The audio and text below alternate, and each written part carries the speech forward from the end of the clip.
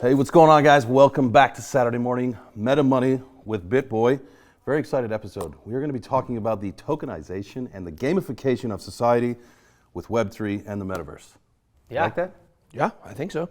Yeah, it's crazy. I mean, there's going to be a lot of motivation, I think, to do good, actually. And one thing that I've been really big into right now is STEPN and basically rewarding fitness, I would say, or running. It's been a lot of fun. What do you think, is it sustainable? How much can we really reward people to start good habits? Well, I think it all gets around to this primary fundamental question. Where's the money coming from, right? Right.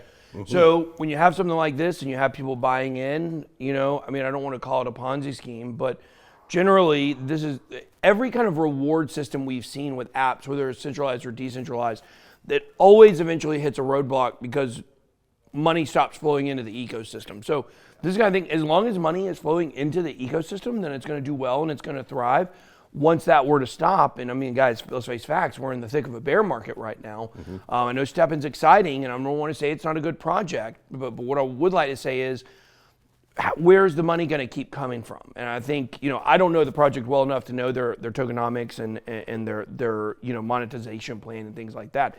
But generally, with anything like this, I think that's the first question you got to ask yourself is, where is the money coming from, and what happens when that money stops? Right, I think that's where you see the dinosaur tail, right? Where it's like things are hot, they're very exciting, but as you get more users, like maybe there's 100,000 users on the platform right now, but at some point there might be well over 1 million. And then at that point, the rewards have to go down. We've seen it with reward cards, like the fold card, like other things in the crypto ecosystem where, as the user base grows, the rewards go down, and they have to. It's the only sustainability of it. Yeah, I mean, this is something that I've been monitoring closely, and I've been in systems where you see crashes and, when new users stop coming, yes, it goes down. I'm a little more bullish on this project because people might end up realizing that getting fit makes their life better, and they still might do it even if rewards are low. Like once they create this good habit, maybe they stay in the ecosystem. This platform keeps its users, keeps its attention, and can be a launch pad for other projects. Where else does that money come from, though? I mean, I don't even know if this is possible, but what do you think? So if they get to 5 million users, fitness industry is huge, right? Can they get partnerships enough to be able to give rewards, like with big companies like Adidas or Nike?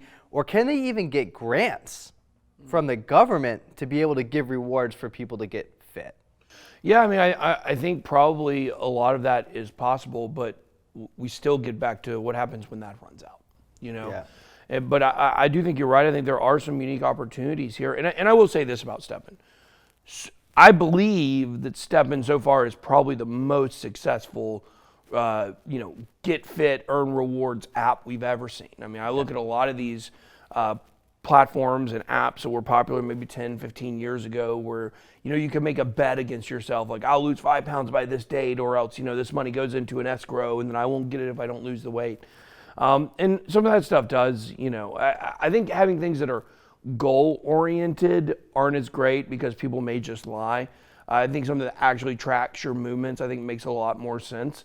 But I do think there are some ways to keep it, moving into the ecosystem. But I think at some point, people realize that getting fit is its own reward.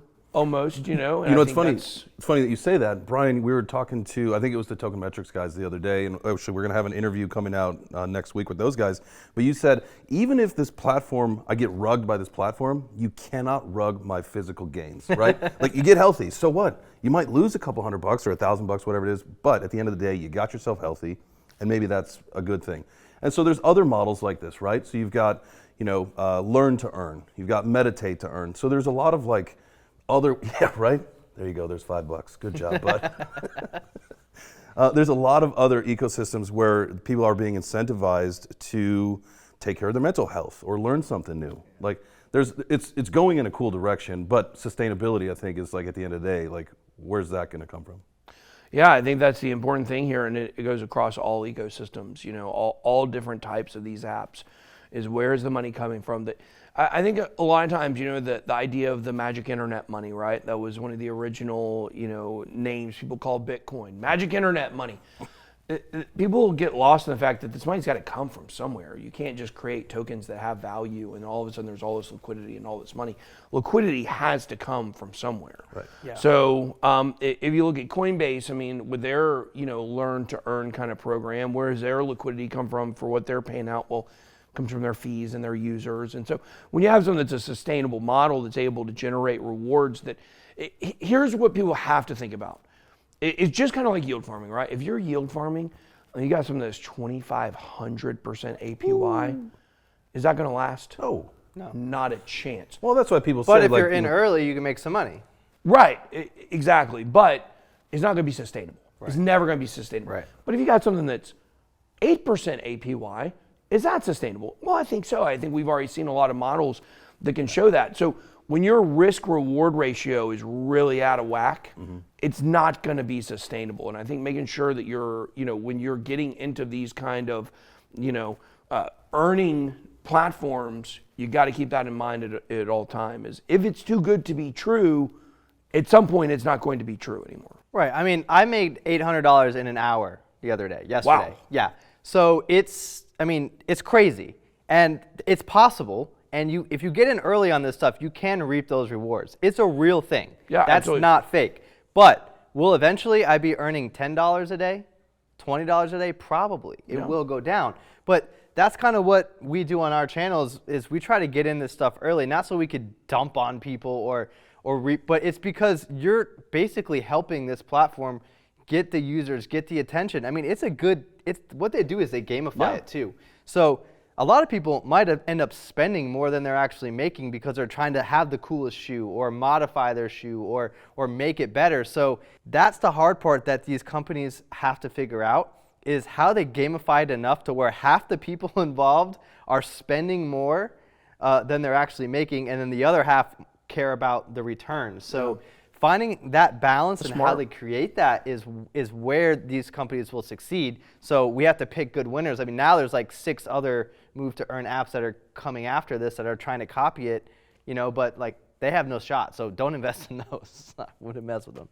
But STEPN does have that first mover advantage, at least in this move to earn. No pun intended. Yes. But you did say something else too I want to comment on. So this is disrupting the fitness industry, but also what it's doing is I have never seen so many new people get a crypto wallet. Really? Yeah, you have to have a crypto wallet. It's on Solana. Then you have to buy crypto to put in there to buy it. So this is onboarding people that have never been in crypto before by, I think there's over 400,000 people or more active users on this app. Yeah.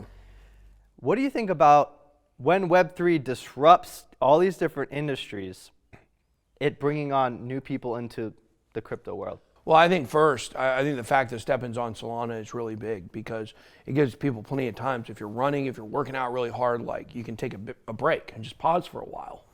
And you can really rest and recharge and get... It's a little clunky.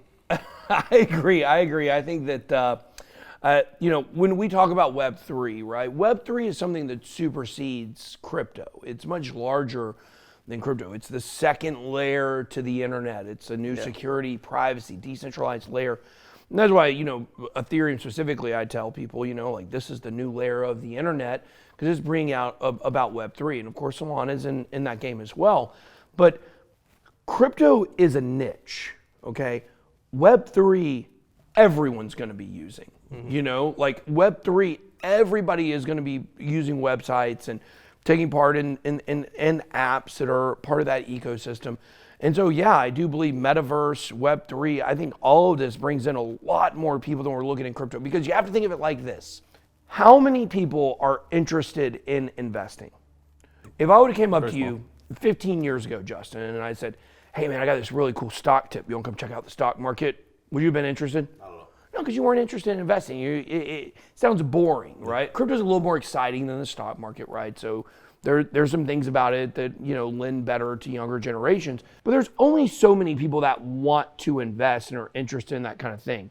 Whereas when it comes to Web3, everyone's going to be using that. So I definitely agree. So yeah, Web3 is going to bring a ton of people into this space. And in a way, they're going to be forced to use crypto because that's just the new norm, and that's what works the best with it as far as blockchain. So we're going to see how it goes. But that's it for today, guys. We have a STEPN interview yesterday on the Meta Money channel, and also a video that we dropped this morning if it is something you're interested to get started in. So go ahead and check that out. We'll see you next time.